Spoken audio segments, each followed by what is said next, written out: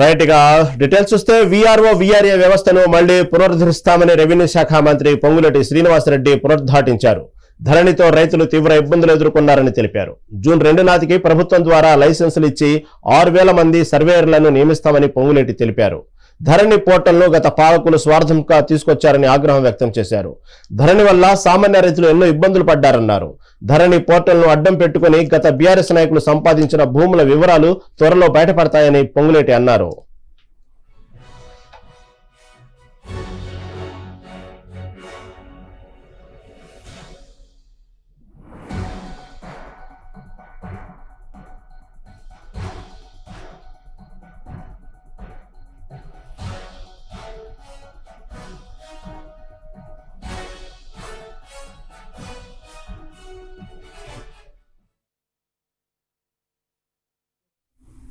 VRO VRA వ్యవస్థను మళ్లీ పునరుద్ధరిస్తామని revenue శాఖ మంత్రి పొంగులేటి శ్రీనివాసరెడ్డి పునరుద్ఘాటించారు. ధరణితో రైతులు తీవ్ర ఇబ్బందులు ఎదుర్కొన్నారని తెలిపారు. జూన్ 2 నాటికి ప్రభుత్వం ద్వారా లైసెన్సులు ఇచ్చి 6,000 మంది సర్వేయర్లను నియమిస్తామని పొంగులేటి తెలిపారు. ధరణి పోర్టల్ను గత పాలకులు స్వార్థంగా తీసుకొచ్చారని ఆగ్రహం వ్యక్తం చేశారు. ధరణి వల్ల సామాన్య రైతులు ఎన్నో ఇబ్బందులు పడ్డారన్నారు.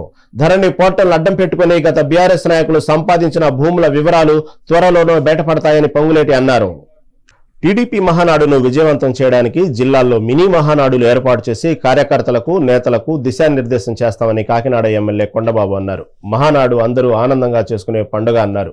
టీడీపీ కుటుంబ సభ్యుల సమస్యలు, భావితరాల అభ్యున్నతిపై మహానాడులో చర్చిస్తామంటున్న కాకినాడ సిటీ ఎమ్మెల్యే కొండబాబుతో మా correspondent Uday face to face.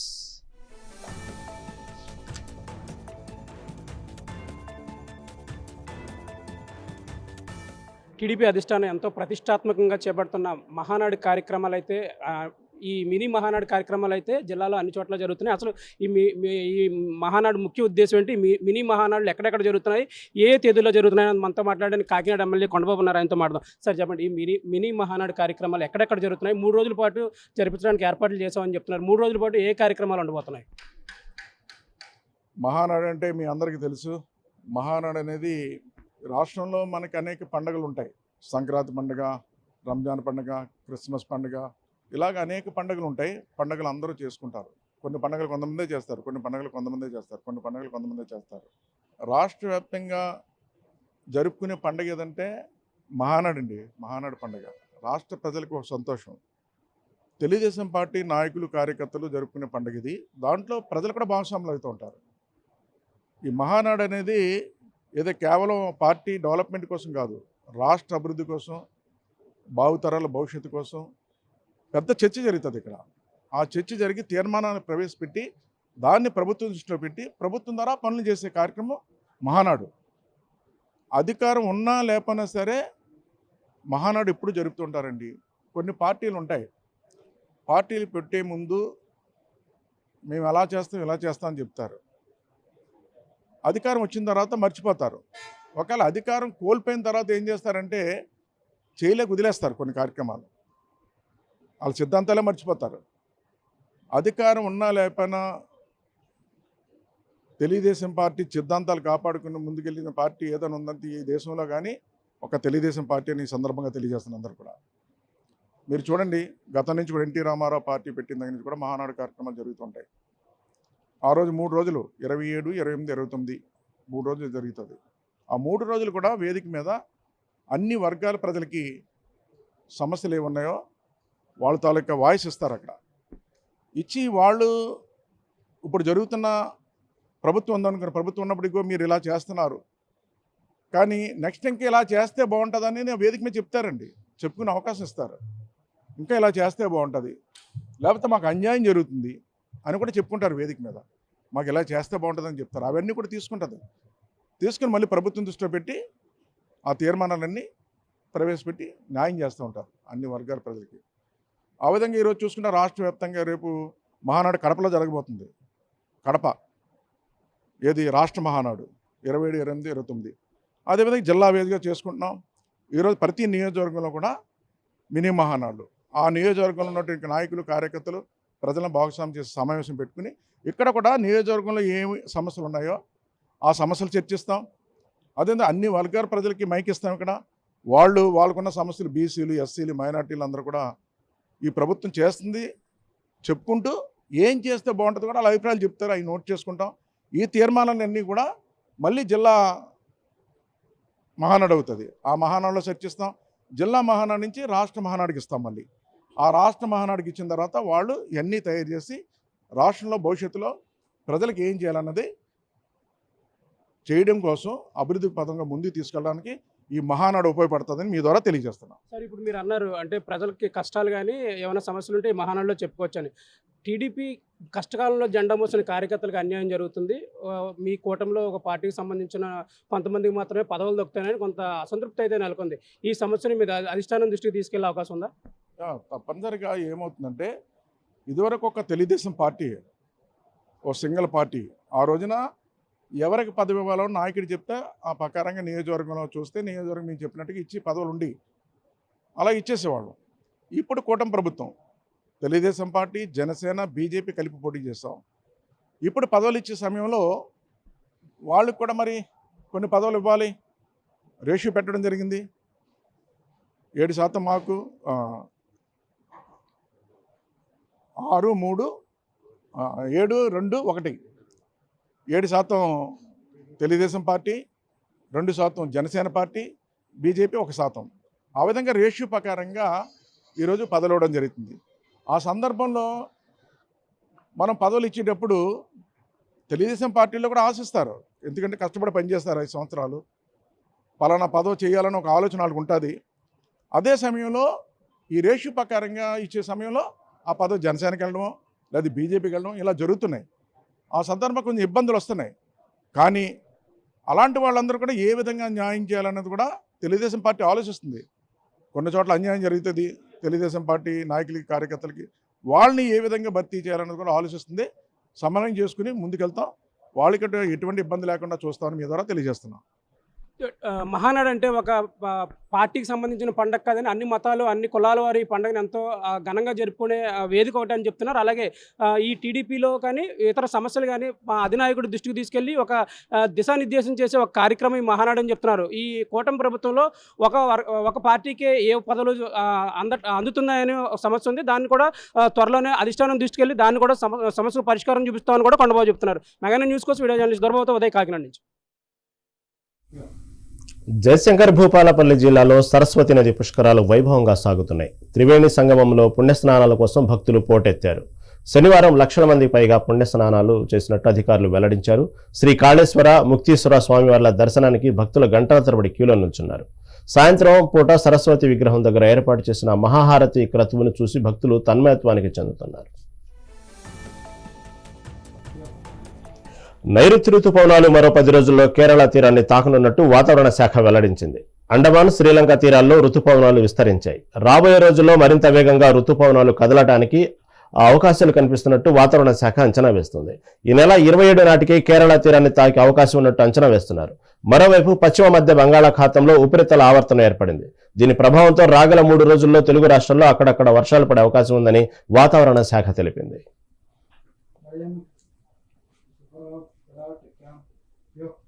భారత అంతరిక్ష పరిశోధన సంస్థ ఇస్రో ప్రతిష్టాత్మకంగా చేపట్టిన 101వ మిషన్ PSLV-C61 ప్రయోగంలో సాంకేతిక సమస్య తలెత్తింది. PSLV-C61 రాకెట్ ఇంగిలోకి దూసుకెళ్లగా 3వ దశ తర్వాత సాంకేతిక సమస్య ఎదురైంది. దీంతో ఇస్రో శాస్త్రవేత్తలు మిషన్ను సమీక్షిస్తున్నారు. ఇవాళ ఉదయం 5:59 PSLV-C61 మిషన్ను ప్రయోగించింది. శ్రీహరికోటలో ఉన్న సతీష్ ధావన్ అంతరిక్ష కేంద్రం నుంచి ఈ రాకెట్ ఇంగిలోకి దూసుకెళ్లింది. అయితే ప్రయోగం మొదలైన కొద్దిసేపటికే రాకెట్లో సాంకేతిక సమస్య తలెత్తింది. దీంతో ప్రయోగం ఇంకా పూర్తి కాలేదని, 3వ దశ తర్వాత రాకెట్లో సమస్య వచ్చిందన్నారు. అన్ని విశ్లేషించాక పూర్తి వివరాలు వెల్లడిస్తామని ఇస్రో చైర్మన్ నారాయణన్ చెప్పారు.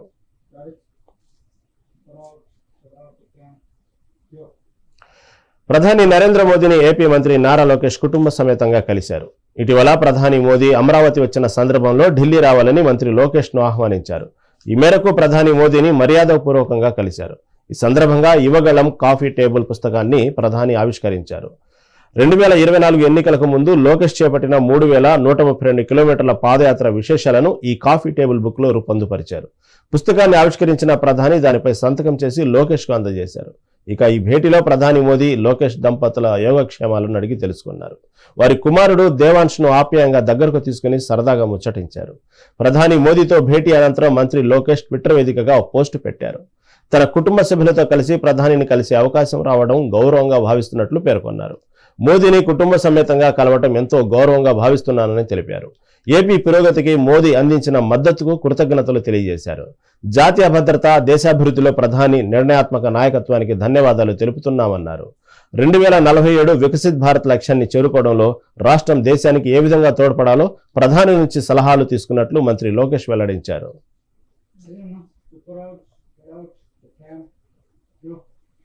తెలంగాణలో మిస్ వరల్డ్ పోటీదారులు సందడి చేస్తున్నారు. ఇవాళ మధ్యాహ్నం 3 గంటలకు కమాండ్ కంట్రోల్ సెంటర్ను సందర్శిస్తున్నారు. టూరిజం భద్రతపై సుందరీమణులకు పోలీసులు అవగాహన కల్పించనున్నారు. సాయంత్రం 5 గంటలకు అందగత్తెలు సచివాలయాన్ని సందర్శించనున్నారు. తెలంగాణ ప్రగతిపై అధికారులు వాళ్లకు అవగాహన కల్పిస్తారు. అనంతరం ట్యాంకు బండి దగ్గర మిస్ వరల్డ్ పోటీదారులు ఫ్యాషన్ షో ఉంటుంది.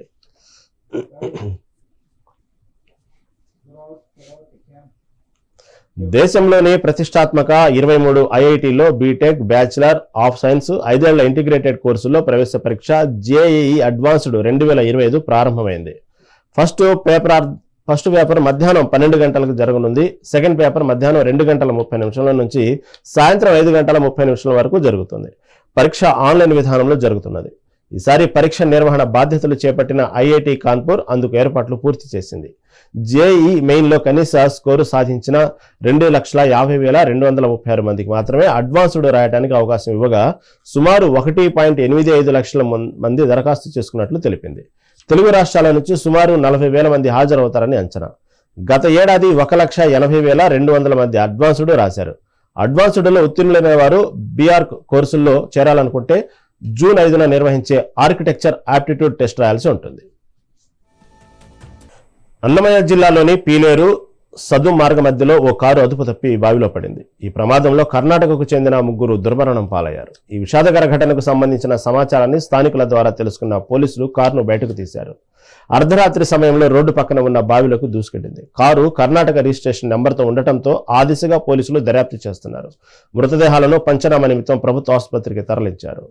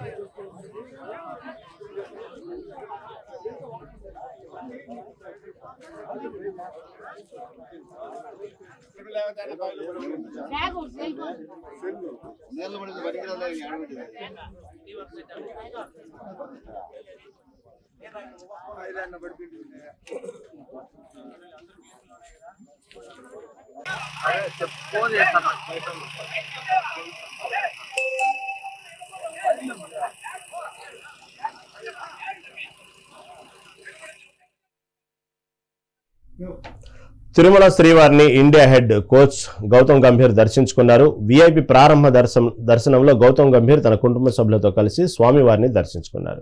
టీటీడీ అధికారులు స్వాగతం పలికి దర్శన ఏర్పాట్లు చేశారు. దర్శనానంతరం ఆయనకి ఆలయంలోని రంగనాయకులు మండపంలో వేదాశీర్వచనం అందించగా అధికారులు తీర్థ ప్రసాదాలు అందజేశారు.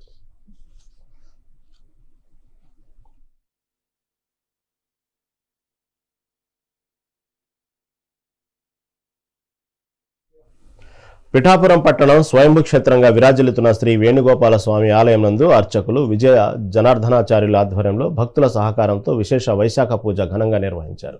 ఉదయం స్వామి అమ్మవార్లకు కోట ఫణీంద్ర కుమార్ శర్మ పర్యవేక్షణలో పంచామృతాభిషేకం జరిపించి సహస్రనామార్చన చేశారు. ఈ సందర్భంగా స్వామివారికి 108 వీసిని కర్రలు, మామిడి పళ్లతో ప్రత్యేక అలంకరణ చేశారు. సాయంత్రం ఆలయం వద్ద వేద పండితుల ఆధ్వర్యంలో వేద స్వస్తి జరిగింది. అనంతరం భక్తులకు మామిడి పళ్ళు వేసిన కర్రలు ప్రసాదం అందించారు.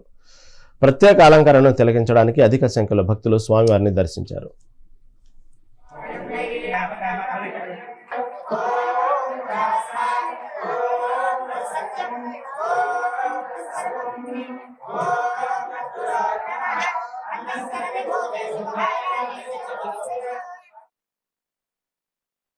మన పిఠాపురం పట్టణంలో వేంచేసి ఉన్న స్వయంభూ క్షేత్రాల్లో ఒకటిగా విరాజిల్లుతున్న భక్తులు కోరికలు తీర్చే కొంగు బంగారులో విరాజిల్లుతున్నటువంటి శ్రీ రుక్మిణి సత్యభామ సమేత శ్రీ వేణుగోపాల స్వామి ఆలయంలో ఈరోజు వైఖానస ఆగమ ప్రకారం స్వామివారికి విశేష పంచామృతాభిషేకం సహస్రనామార్చన నిర్వహించుకోవడం జరిగింది.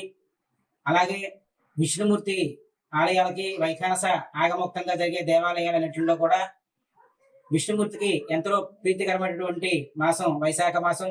ఈ వైశాఖ మాసంలో వేణుగోపాల స్వామి వారికి వైశాఖ పూజ కార్యక్రమంలో భాగంగా ఈ రోజు సాయంత్రం ఆలయం వద్ద వేద పండితులతో వేద స్వస్తి కార్యక్రమం అనంతరం ఆలయంలో స్వామివారికి 108 విసునికర్రలతో విశేష అలంకరణ కార్యక్రమం కూడా నిర్వహించుకోవడం జరిగింది.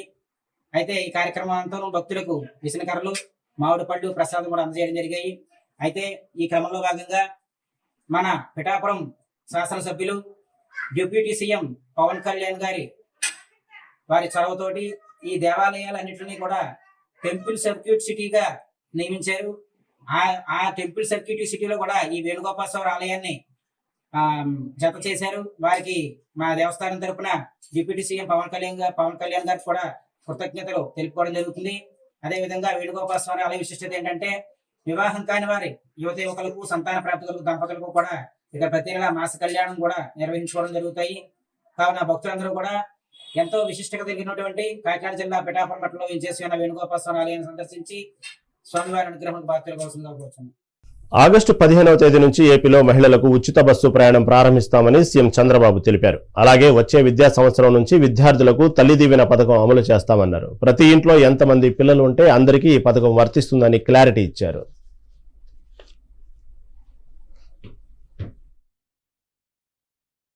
ఏదైతే నేను చెప్పానో మా ఆడబిడ్డలు బస్సుల్లో ఉచిత ప్రయాణ సౌకర్యం కూడా తొందరలోనే ఇస్తా. దీనికి కూడా ఆలోచిస్తున్నాను. అవసరమైతే ఆగస్టు 15న స్వాతంత్ర దినోత్సవాన తప్పకుండా మా ఆడబిడ్డలు అప్పటి నుంచి ఉచిత ప్రయాణ సౌకర్యం ఏర్పాటు చేసే బాధ్యత ఈ ప్రభుత్వానిది.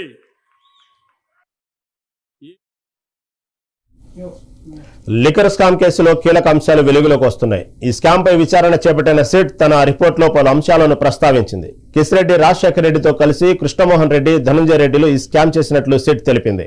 అలాగే వీరంతా రాజశేఖర రెడ్డి ఆఫీసులో సమావేశమయ్యేవారని, ఈ సమావేశంలో వీరితో పాటు మిథున్ రెడ్డి, సాయిరెడ్డి, సత్యప్రసాద్, వాసుదేవరెడ్డి కూడా పాల్గొనేవారని క్లారిటీ ఇచ్చింది.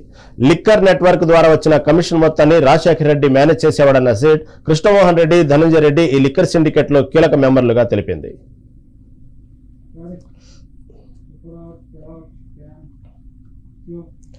గిరిజనుల అభివృద్ధి లక్ష్యంగా మే 19న ఇందిరా సౌరగిరి జల వికాస పథకాన్ని సీఎం రేవంత్ ప్రారంభించనున్నారు. నాగర్ కర్నూలు జిల్లా అచ్చంపేట నియోజకవర్గం అమరాబాద్ మండలం మాచారం గ్రామంలో సీఎం రేవంత్ ప్రారంభించనున్న ఇందిరా సౌరగిరి జల వికాస పథకం యొక్క ఏర్పాట్లను అచ్చంపేట శాసనసభ్యులు చిక్కుడు వంశీకృష్ణ, జిల్లా ఎస్పీ వైభవ్ గైక్వాడ్ రఘునాథ్, జిల్లా అటవీ అధికారి రోహిత్ గోపిడిలతో కలిసి జిల్లా కలెక్టర్ బాదావత్ సంతోష్ పర్యవేక్షించారు. కాగా ఇందిరా సౌరగిరి జల వికాస పథకాన్ని ప్రారంభిస్తున్నానని నాగర్ కర్నూలు జిల్లా కలెక్టర్ బాదావత్ సంతోష్ తెలిపారు. ఇందిరా సౌరగిరి జల వికాస పథకం లబ్ధిదారులైన రైతులతో ముఖ్యమంత్రి ముఖాముఖి కార్యక్రమం ఏర్పాట్లను, హెలిప్యాడ్ నిర్మాణ పనులను, మీడియా పాయింట్ ఏర్పాట్లు, భారీ క్యాండింగ్, బందోబస్తు వంటి అంశాలను పరిశీలించారు.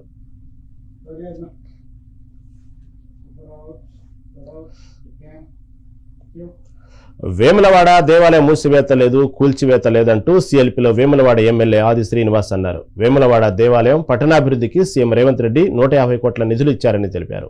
దేవాలయం శృంగేరి పీఠానికి అనుబంధమని, శృంగేరి పీఠం అనుమతి లేకుండా ఇటుక కూడా ముట్టుకునే ప్రసక్తి ఉండదన్నారు. కేటీఆర్ హరీష్ రావును బ్రతిమలాడటం కోసమే 2 సార్లు హరీష్ రావు ఇంటికి వెళ్లాడని విమర్శించారు. కేటీఆర్, హరీష్ రావులు ప్రభుత్వ ఉద్యోగుల మధ్య చీలిక తెచ్చే ప్రయత్నం చేస్తున్నారని ఆరోపించారు.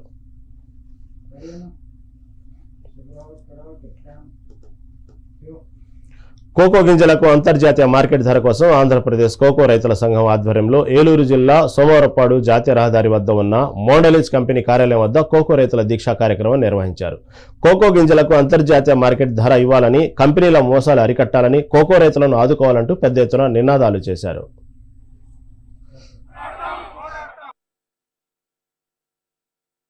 గింజలకు అంతర్జాతీయ మార్కెట్ ధర, కోకో గింజల కొనుగోలు కంపెనీల మోసాలను, కోకో రైతులను పోరాడతాం న్యాయం జరిగే వరకు.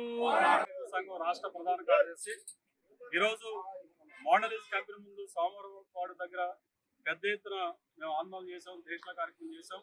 దీంట్లో పెద్దలు రైతు సంఘ రాష్ట్ర నాయకులు, అలాగే రిటైర్డ్ డీసీపీ ఏపీ వెంకటేశ్వర ఇతర పెద్దలు కూడా పాల్గొన్నారు. అందరికీ ధన్యవాదాలు. అయితే ఈరోజు ఏదైతే మేము మంగళవారం వరకు, బుధవారం వరకు కార్యకలాపాలు విడుదల చేస్తాం.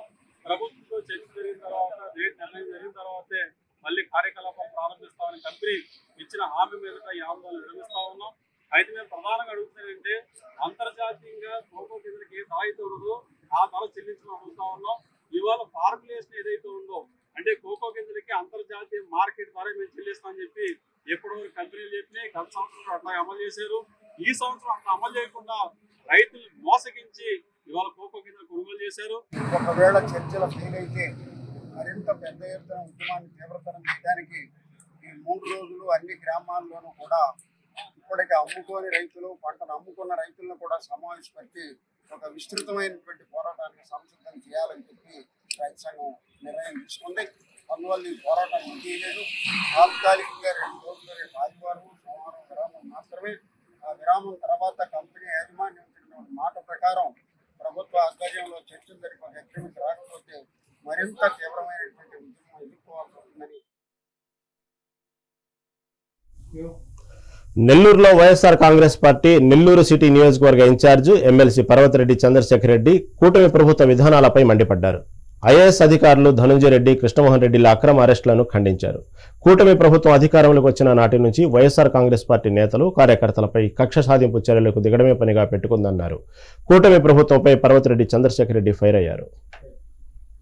నిన్నటి రోజున ఐఏఎస్ అధికారి ధనంజయ రెడ్డి గారిని, అలానే గత ప్రభుత్వంలో ముఖ్యమంత్రి గారికి ఓఎస్డీగా పనిచేసినటువంటి కృష్ణమోహన్ రెడ్డి గారిని, వీరిద్దరిని కూడా అరెస్ట్ చేసి ఈ రోజున రిమాండ్కి పంపించడం అన్నది అత్యంత దురదృష్టకరమైనటువంటి విషయం. ఎందుకంటే కూటమి ప్రభుత్వం అధికారంలోకి వచ్చేటప్పుడు అనేకమైనటువంటి హామీలు ఇచ్చింది, ప్రజల్ని మభ్యపెట్టింది, ప్రజల్ని మోసం చేసింది. ఈరోజు తీరా అధికారంలోకి వచ్చిన తర్వాత ఆ హామీల గురించి అసలు ఊసే ఉండట్ల. ఒక పక్క ఉపాధ్యాయులు కానీ, ఉద్యోగులు కానీ, అభివృద్ధి కార్యక్రమాల విషయంలో కానీ ఏ ఒక్కరిని కూడా సాటిస్ఫై చేయకుండా సుమారుగా ఈ ఒక్క సంవత్సరంలోనే 1,10,000 కోట్ల రూపాయల అప్పులు చేసి, ఆ అప్పులు చేసినటువంటి ఆ డబ్బులంతా కూడా ఏం చేసిందనే పరిస్థితి ఈరోజు కనిపించకుండా వాటన్నింటినీ కూడా దొంగ బిల్లులు పెట్టుకొని ఆ కాంట్రాక్టర్లు వాళ్ళందరికీ కమిషన్లు పెడితే ఇచ్చేసి ఈరోజు రాష్ట్రాన్ని అప్పులు పాలు చేయడం కూడా జరిగింది. వీటన్నింటినీ ప్రశ్నించడం అంటే, ఒక పక్క సంక్షేమ పథకాలకి ఎక్కడైతే ఈ పేదవాళ్ళందరూ కూడా బాధపడతా ఉన్నారు, వారందరి తరపున ప్రభుత్వాన్ని నిలదీస్తా ఉన్నారన్న ఆలోచనతో వైఎస్ఆర్సీపీ నాయకుల్ని అరెస్ట్ చేస్తా ఉన్నారు.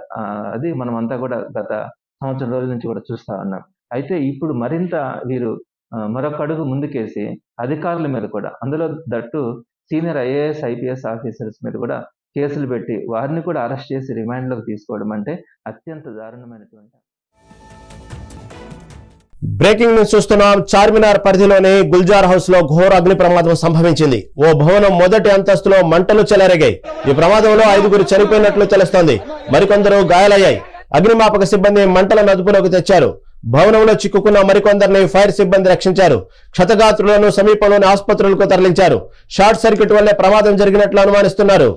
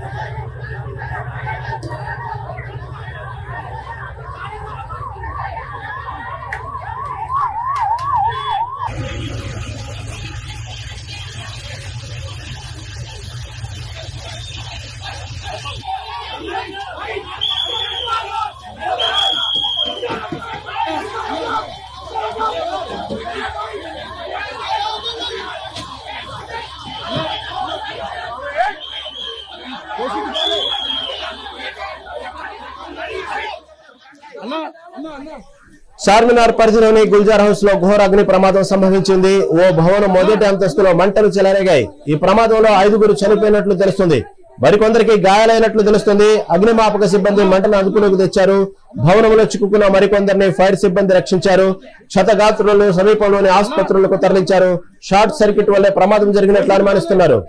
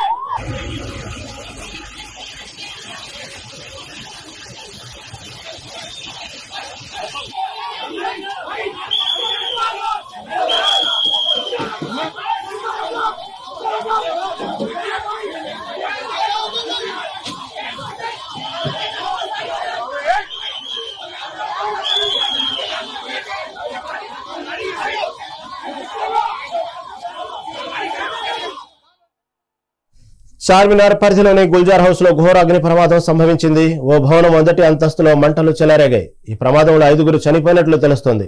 మరికొందరికి గాయాలయ్యాయి. అగ్నిమాపక సిబ్బంది మంటలను అదుపులోకి తెచ్చారు. భవనంలో చిక్కుకున్న మరికొందరిని ఫైర్ సిబ్బంది రక్షించారు. క్షతగాత్రులను సమీపంలోని ఆసుపత్రులకు తరలించారు. షార్ట్ సర్క్యూట్ వల్లే ప్రమాదం జరిగినట్లు అనుమానిస్తున్నారు.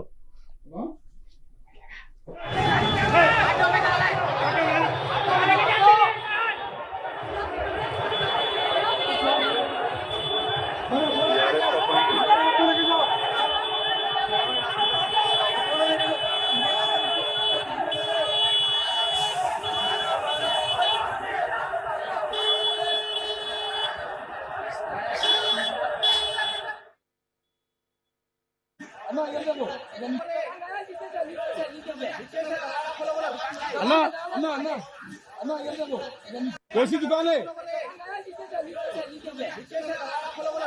अन्ना अन्ना अन्ना अन्ना ये देखो अन्ना अन्ना अन्ना अन्ना ये देखो दुकान है अन्ना अन्ना अन्ना अन्ना ये देखो अन्ना अन्ना अन्ना अन्ना ये देखो कैसी दुकान है अन्ना अन्ना अन्ना अन्ना ये देखो अन्ना अन्ना अन्ना अन्ना ये देखो दुकान है अन्ना अन्ना अन्ना अन्ना ये देखो अन्ना अन्ना अन्ना अन्ना ये देखो कैसी दुकान है अन्ना अन्ना अन्ना अन्ना ये देखो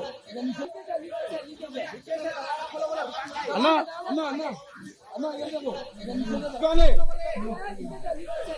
చార్మినార్ పరిధిలోని గుల్జార్ హౌస్ లో ఘోర అగ్ని ప్రమాదం సంభవించింది. ఓ భవనం మొదటి అంతస్తులో మంటలు చెలరేగాయి. ఈ ప్రమాదంలో 5గురు చనిపోయినట్లు తెలుస్తుంది. మరికొందరికి గాయాలయ్యాయి. అగ్నిమాపక సిబ్బంది మంటలను అదుపులోకి తెచ్చారు. భవనంలో చిక్కుకున్న మరికొందరిని ఫైర్ సిబ్బంది రక్షించారు. క్షతగాత్రులను సమీపంలోని ఆసుపత్రులకు తరలించారు. షార్ట్ సర్క్యూట్ వల్లే ప్రమాదం జరిగినట్లు అనుమానిస్తున్నారు. చార్మినార్ పరిధిలోని గుల్జార్ హౌస్ లో ఘోర అగ్ని ప్రమాదం సంభవించినట్టు తెలుస్తుంది. ఇప్పటికే 5గురు మరణించినట్లు కూడా వార్తలు వస్తున్నాయి. దీని మీద మరింత సమాచారం మా ప్రతినిధి శ్రీనివాస్ అందిస్తారు. శ్రీనివాస్, చెప్పండి. చార్మినార్ దగ్గర గుల్జార్ హౌస్ లో మంటల అగ్ని ప్రమాదం సంభవించినట్టు తెలుస్తా ఉంది. దీని అక్కడ అగ్నిమాపక సిబ్బంది ఏం చేస్తున్నారు? అక్కడ ఉన్న అప్డేట్స్ ఏంటి? ఇంతవరకు ఏమైనా అప్డేట్ ఉంది అక్కడ నుంచి? హైదరాబాద్ లోని చార్మినార్ సమీప ప్రాంతంలో ఘోర అగ్ని ప్రమాదం చోటు చేసుకుంది. మీర్ చౌక్ గుల్జార్ హౌస్ సమీపంలో ఉన్న భవనంలో కూడా మంటలు చెలరేగడంతో కూడా 8 మంది మృతి చెందినట్టు కూడా ఇప్పటికే అధికారులు ప్రకటించారు. అంటే ఇంకా మరో 16 మంది గాయాల పాలవగా వారిని హాస్పిటల్కి అయితే తరలించారు. అయితే గాయాల పాలవ మాత్రం ఉస్మానియా ఆసుపత్రికి, కంచన్బాగ్ డిఆర్డీఓ ఆసుపత్రికి, మలక్పేట యశోద ఆసుపత్రికి, హైదరాబాద్ క్షతగాత్రులను అయితే తరలించారు. అయితే మృతుల్లో ఇటు మహిళలు అదేవిధంగా ఇటు చిన్నారులు కూడా ఉన్న పరిస్థితి ఉంది. అయితే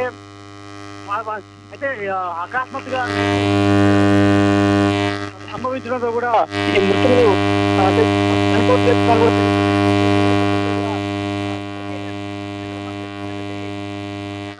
చేరుకున్నారు. అక్కడ క్షతగాత్రులు పరిశీలించారు. ప్రమాదం జరిగిన ఆ వివరాలను కూడా ఆరా తీస్తున్నారు, ఏ విధంగా ప్రమాదం జరిగిందని. అయితే ఈ ఏదైతే ఫైర్ సిబ్బంది, ఫైర్ ఫైటర్స్ అక్కడికి చేరుకొని అక్కడ సహాయక చర్యలు అయితే ప్రస్తుతం అయితే చేపడుతున్న పరిస్థితి ఉంది.